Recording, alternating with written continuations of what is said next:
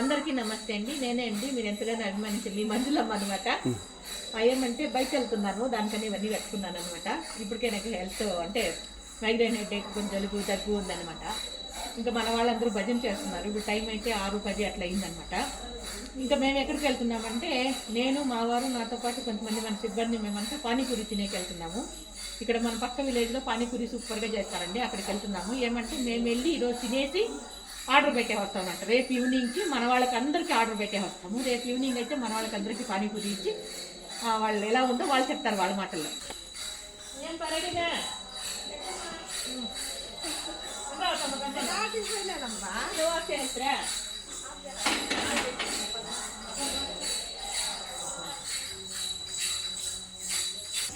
ఇక్కడ అందరూ బయలుదేరుతున్నాం. ఇదిగా అందరూ బయలుదేరుతున్నాము. అదేవిధంగా భజనలు ఎవరెవరు కూర్చున్నారో చూద్దాం.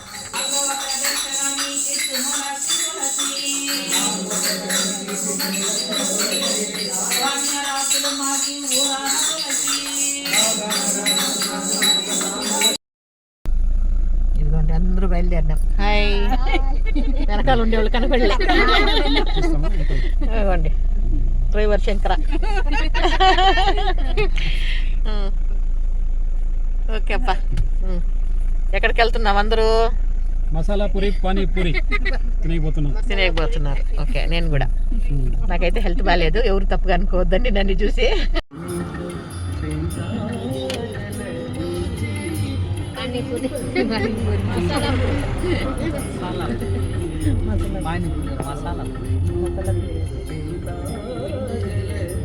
శ్రీరాములో కనపడలే నువ్వు. తినండి తినండి తినండి.